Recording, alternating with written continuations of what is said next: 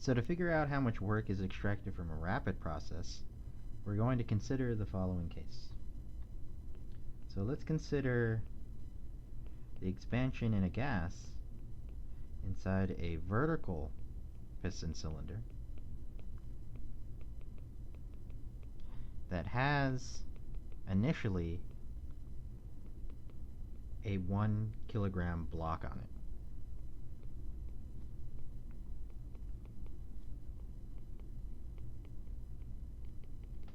Okay? Alright, and so let's draw out our system. Alright, so here's the cylinder, here's the piston, and it has a 1 kilogram block on it, and underneath the piston is our gas.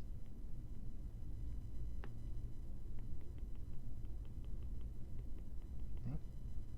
Alright, so this is going to be state 1, and in the initial state, the system is at some pressure 1, and the gas has a volume which we'll say is equal to 0.1 meters cubed. Okay? Alright, and so this is the initial state of the gas. And then what we're going to do to the system is we're going to remove that block.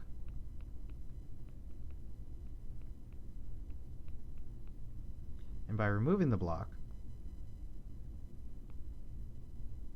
that allows the piston to move up and the gas to expand.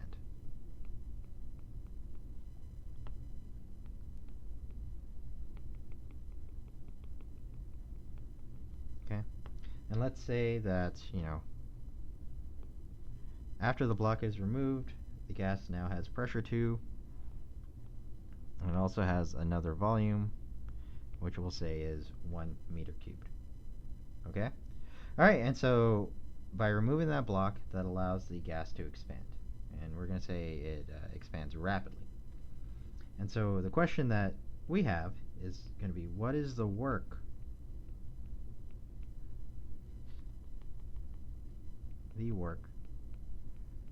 exerted by the gas during this rapid expansion?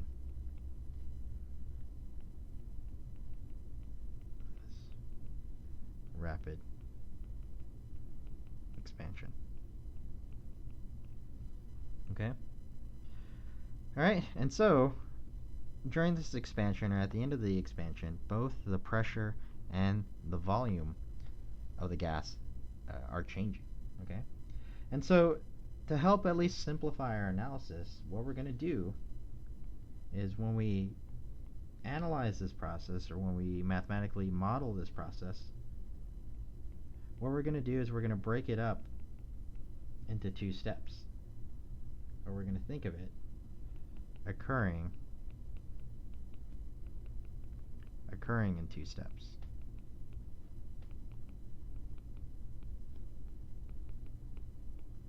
Right?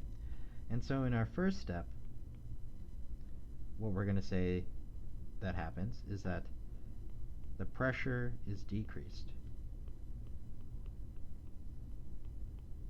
so that pressure 1 goes to pressure 2, right? But as the pressure decreases, the volume of the system is going to stay the same. So V1 stays at V1. Okay? So we're going to say only the pressure changes at first. And then after that pressure changes, what we're going to do is then say that the volume increases in the second step.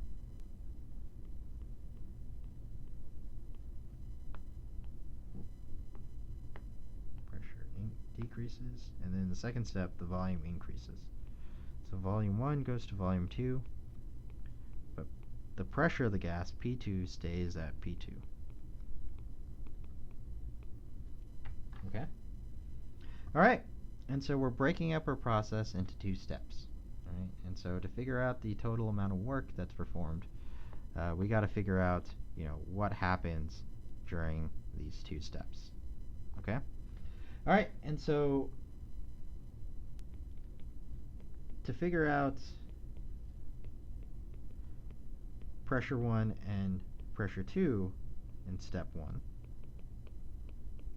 what we need to do is we need to consider the forces that are acting against the gas at both the pressure 1 and pressure 2 state. Okay? And so to figure out P1 and P2 in step 1, we need to apply our force balances.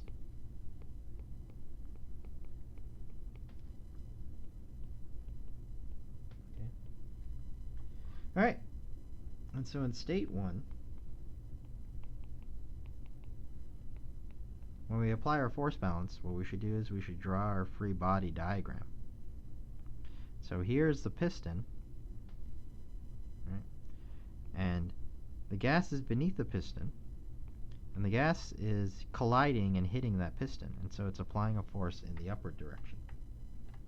In the downward direction, we have 3 different forces acting on the piston. We have the atmospheric force, which is due to the atmospheric molecules colliding with the piston. We also have the weight of the piston acting in the downward direction. So the weight is going to be equal to the mass of the piston times the gravitational acceleration. And we also have the weight of the block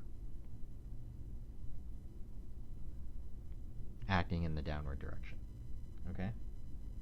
And so these are the different forces that are acting on the piston.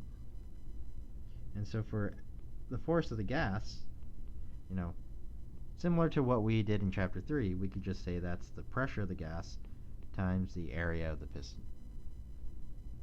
In the downward direction,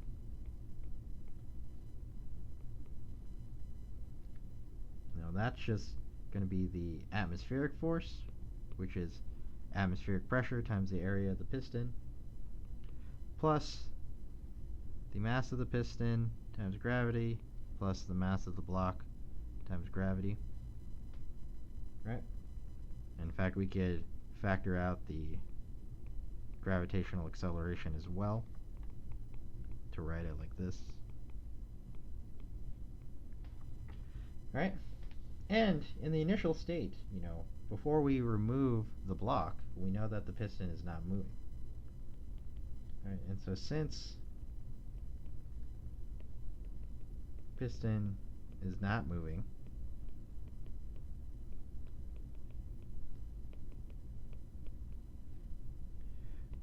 we know that the force of the gas is going to equal the force in the downward direction. Okay? And so force of the gas we know is this. Force in the downward direction we know is this. And if we solve for P1, we get this relationship.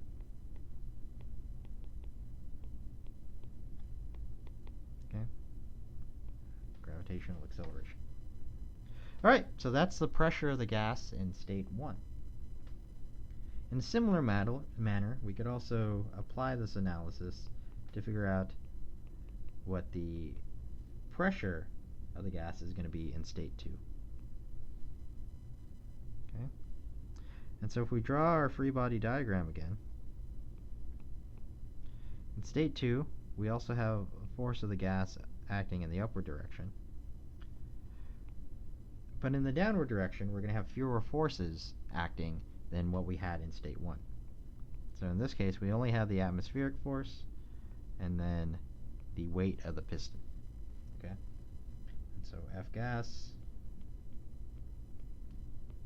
equal to P2 AP, because now we're talking about the pressure in state 2.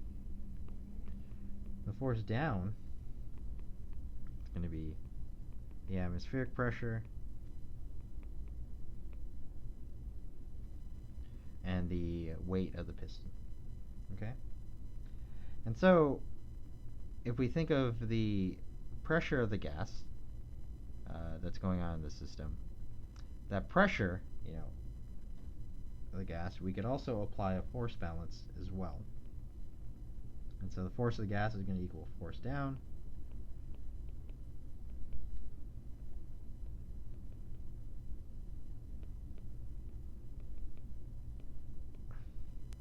you solve for pressure 2, you have this.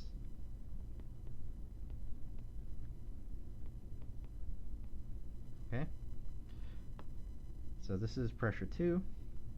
And if we compare it to pressure 1, pressure 1 has this additional block term that pressure 2 is missing. And so that tells us that pressure 2 is going to be less than pressure 1.